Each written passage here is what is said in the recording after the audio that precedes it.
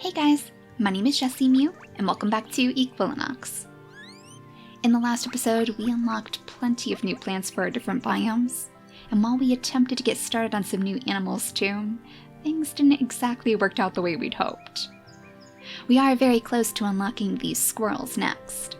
I've actually set up these hills so they should be perfectly suited to the nut trees. Then we can get some gerbils in here too, or guinea pigs rather. But our warthog had a bit of a different situation.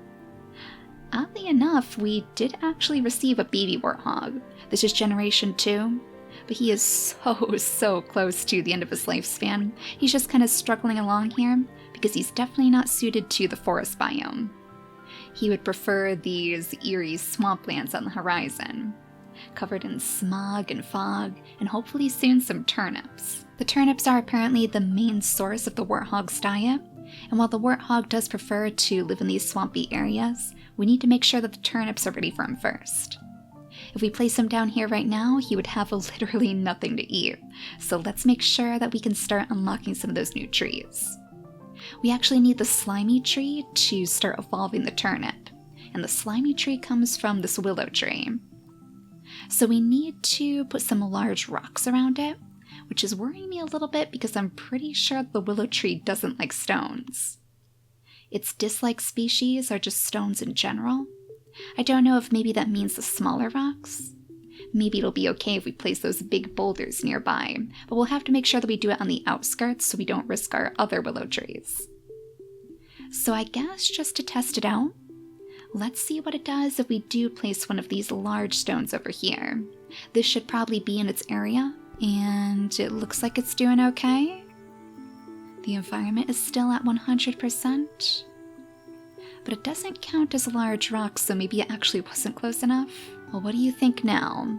That's definitely nearby, and it's definitely still doing okay. So I guess when it says it prefers soil without stones, it means those tiny little pebbles that we placed in the forest. The very same rocks that we used to create this border over here in our slightly unfortunate garden. Well, it looks like we do have a couple of carrots popping up over here. We have a nice big tomato plant too, and even some tiny little buttercups. Maybe Moose the rabbit is the new gardener of this land. I'm sure Beanie has long since passed, but she had her fill of the golden carrots, so she had a nice happy life. So before we go any further, let's make sure that we're evolving these trees to be gray as well. We'll use this one since it's so close to the stones, and hopefully any saplings it gives us will be very close too. Oh, we can actually change these willow trees over to the purple color and the cyan too. Purple would look perfect here, with this strange gloomy fog that's settled over this place. Maybe after we're done evolving our slimy trees, we'll think about changing the rest of these willow trees over to purple. But for now, that's about all that we can do, so let's return to the squirrels. I guess first we'll want to make sure that we place down the nut trees. Maybe a few of them would be a good idea. We'll search that out in our menu, and hopefully this is going to be the perfect location. The thing that messed us up before was that it needs to be in a pretty high altitude. We have one nut tree struggling along over here, so maybe some of our little guinea pigs are getting a head start on their nut diet, but this is going to be a much easier place for the nut trees to thrive.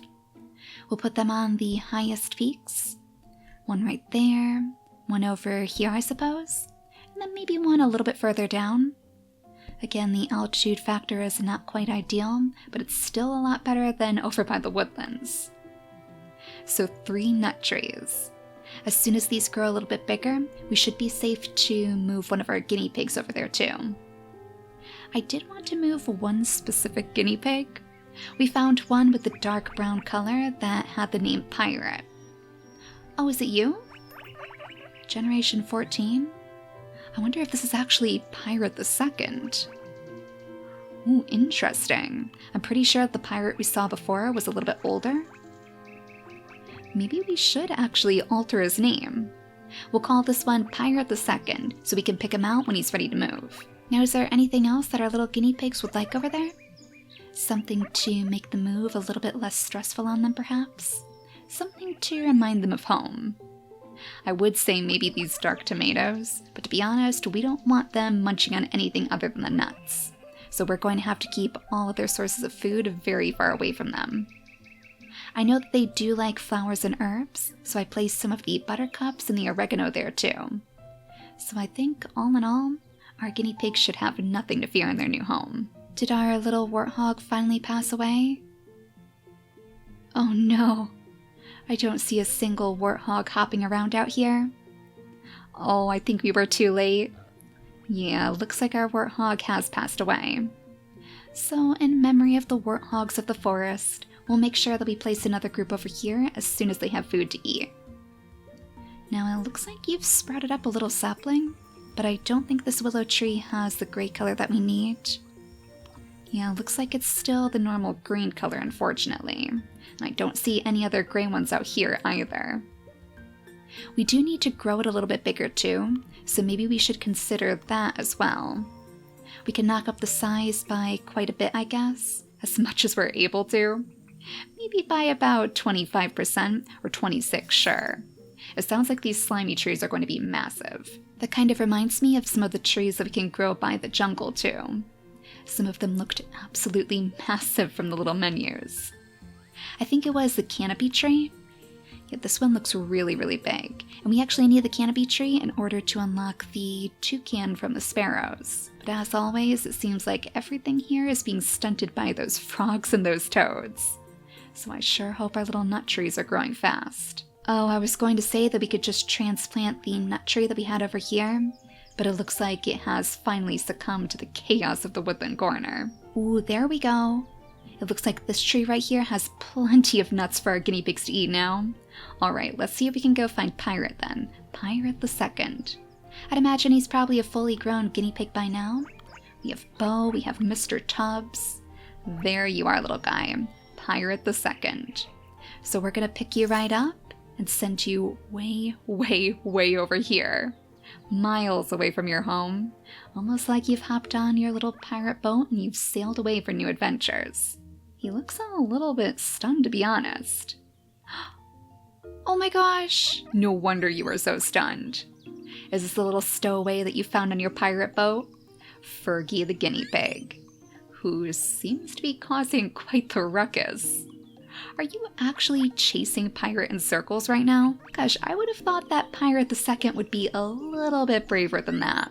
But it seems like Fergie is his one weakness. I was hoping that they would come over here to investigate these nuts, but they're not really interested right now. It says Pirate the Second's diet is still fruit bushes, and it looks like Fergie prefers the oregano. Well, that might be a little bit of an issue. We have to make these nuts seem a little bit more appetizing than all of the herbs. Yeah, it looks like Pirate is coming over here to munch on them now. I swear, you're going to love these things. Just give them a quick taste. And then we have Grace the guinea pig too. Well, at least their family is growing, and I'm sure one of his daughters will give them a try. Ooh, is Grace going to be the one? Yes! Oh, the very first taste of the nut tree. Grace, we might actually be able to use you as the mother to our squirrels.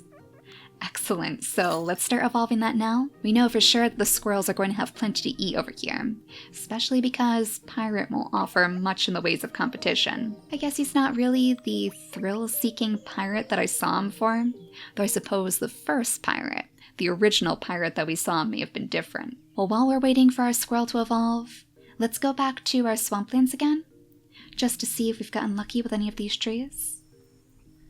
Ah, yes, it looks like we do have our very first gray tree over here.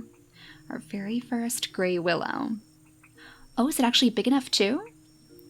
Wait a second, it looks like it is.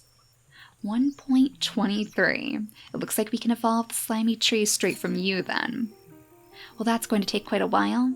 In fact, our squirrels have already evolved in the meantime. Oh my goodness. And how tiny are you? Oh my gosh, I thought the baby bunnies were tiny. Look at this little thing. Can you even lift one of these nuts? Imagine this baby squirrel trying to take it up into the trees. A squirrel is a small little rodent that bounds around in forest or woodland areas. Prefers to eat nuts and seeds and occasionally jumps up into trees. I'm sure the squirrel is going to be very happy here too. It likes the forest, the woodland, the grassland. And we do have a mix of both grassland and woodland right here. I didn't want to go too heavy on the woodland because I know our birch trees won't like it, so I did have to mix a little bit of those grass tufts in here too. Now it prefers an altitude below 65 meters. That's interesting. And it looks like we have a new buttercup mutation here too.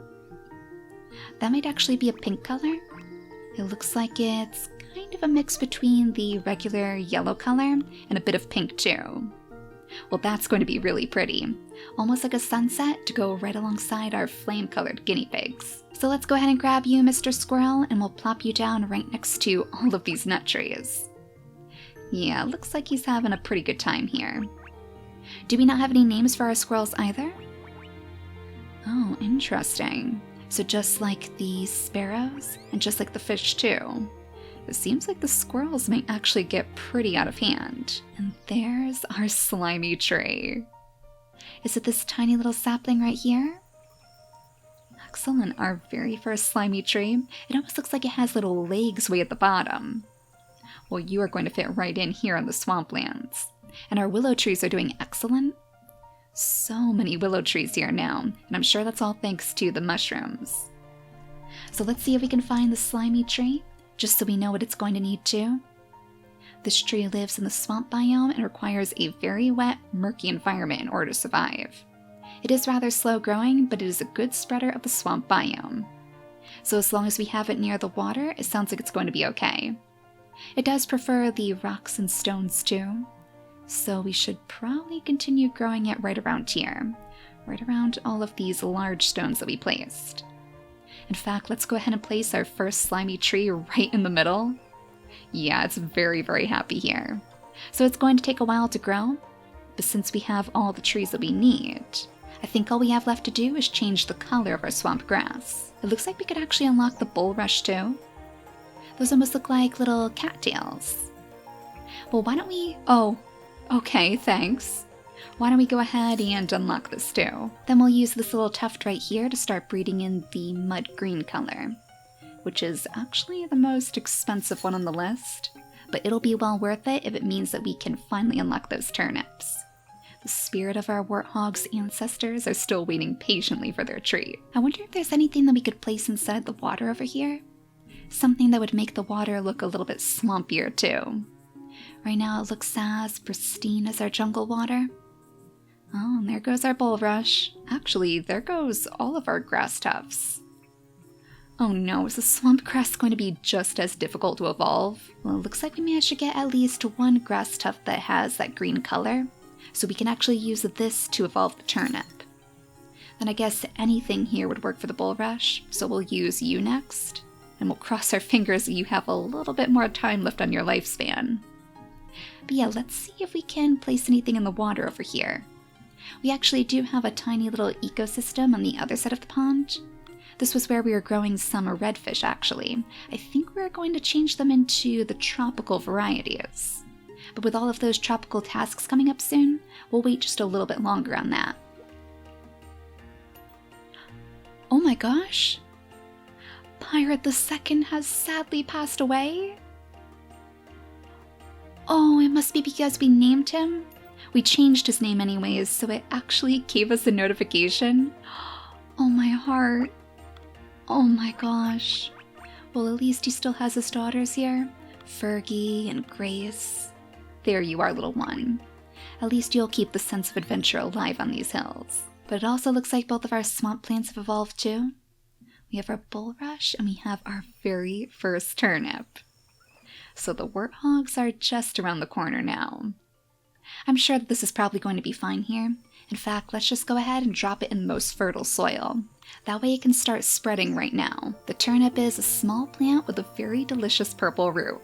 Some animals have the ability to dig up this plant and eat the turnip, whereas other animals will simply eat the leaves. So I'm sure, just like our wild boar, the warthogs are going to be very eager to pop these out of the ground. It seems as though it likes flowers though. That's interesting. What sort of flowers would grow in the swamps? I'd imagine nothing that we've unlocked right now, so maybe we should take a quick peek inside here. If we sort this by things that can live inside the swamplands. We have wheat, we have the mushrooms of course. Oh, there's a special kind of swamp flower. It's one of the only things that we're missing too, and we can even evolve it straight from the bulrush. So I guess we might as well read about this next. A tall grass-like plant which grows at the edge of the water. This plant is liked by many water-dwelling animals. Yeah, little cattails. I'll bet that'll make this place look a little bit more like a swamp. So let's go ahead and nudge this down a little bit toward the water side. I wonder how deep it can actually go. It did say that it prefers really low altitudes, like -10. I mean, we can go a little bit deeper. We'll go ahead and place a couple of extra seeds right at the very edge of the water, and we'll see where it decides to spread. And the turnips are doing super well too. It looks like they've even spread all the way over here, right along the riverbank. So I think it's about time that we get our warthogs involved. They're going to have to munch on these before they end up passing away, and it looks like their lifespans aren't the greatest. So what do the warthogs need? Were there any special things that they preferred? They don't like grass tufts, but we don't have a single one nearby, and they seem to prefer the large rocks.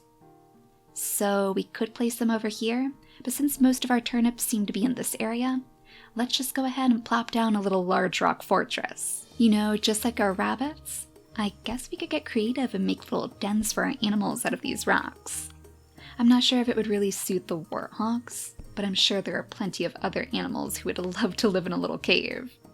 Maybe even the bear once we unlock those. They'll need a place to rest their head after working all day in the honey industry, but that should be plenty of rocks to at least get a little warthog group started. So let's cross our fingers that they're going to enjoy this place. The suitable biome is actually still pretty low. There are a couple of areas here that are better. And right over here, this seems to be the best. The only question is, are there going to be enough turnips over here for you to eat? The turnips are kind of a bit far away. Let's actually go ahead and drop some brand new turnips down for you. We'll go ahead and pull that out of our menu here and plant you a nice big turnip field. It's going to be pretty hard for you to pick them out between all of these mushrooms though. In fact, you, my friend, Billy the warthog, you are the sole leader of the mushroom kingdom. And until we find some other creatures who enjoy this gloomy atmosphere as much as you, it might just be a kingdom of one. Oh, we are so close to finishing off this task now. Just 8 more nuts to go. And I mean, there's plenty down here on the ground for you guys. It looks like they're stashing them away somewhere. They're scurrying off to find the best nuts way over on the outskirts of their territory, and then bringing them back to their home base, which I think was the tree that they were born beneath. How many squirrels do we have on nut collecting duty right now? It looks like there are only 3 in this territory. So it sounds like the squirrel families are actually pretty small. It's kind of surprising that they don't have names then. Maybe we should place another group of squirrels here? I'm not sure if the competition would end up being a little bit too much, but I suppose if we place them away over on the outskirts, maybe that would be far enough away that they wouldn't mind. Oh, is it actually done? Oh, never mind then. I guess we don't need another group of squirrels after all. Were you guys just trying to prove me wrong? See, they want every last one of these nut trees all to themselves. It's probably hard enough sharing them with the guinea pigs too. So let's see what we unlocked with this. That flowery grass, of course, and 2 brand new tasks. So one of those is going to help us get closer to the frogs. And I'm pretty sure it was this one. The tropical biome is home to many exotic creatures, and it's time for you to start creating your first tropical ecosystem. Make an area of tropical grass, unlock the leafy plant species, and add that to the new tropical biome. Oh, so the flowery grass is actually going to help us spread the tropical biome, it sounds like. Interesting. Let's see if we can at least find it in here, and maybe read about it too. Because something tells me this flowery grass is going to be gorgeous. A patch of long tangled grass with small bright blue flowers. This tropical grass is a great way to start creating a tropical biome in which many exotic creatures can live. Excellent. So this is going to be the start of the tropics. Since I'm sure we're going to want it to be right by the water side, maybe somewhere over here would do. We have to be careful again about the altitude of this location, but we have to unlock the plants first before we can read about their preferences. So for now, let's go ahead and place a couple of these little grass tufts right at the water's edge. and I suppose we can always move it somewhere else if we need to. Unfortunately, we've kind of run out of water space. This is our last body of water. Everything back here is just mountains and valleys. So this is probably where we'd want to place something like a desert, maybe way down here in these dips. And this, of course, this is going to be our mighty snow kingdom. So we really don't have that many places to choose from. If worst comes to worst, we could always spread a little bit of that grass over here, though it is so close to the edge of the world, I'm not sure that too much could actually grow here. Not very much is going to thrive in that space. So in the next episode, we'll turn our attentions over to the tropics. And I believe that means we're just one more task away from finally unlocking those frogs for the jungle. But for now, thank you all so much for watching, and I'll see you all next time. Bye guys!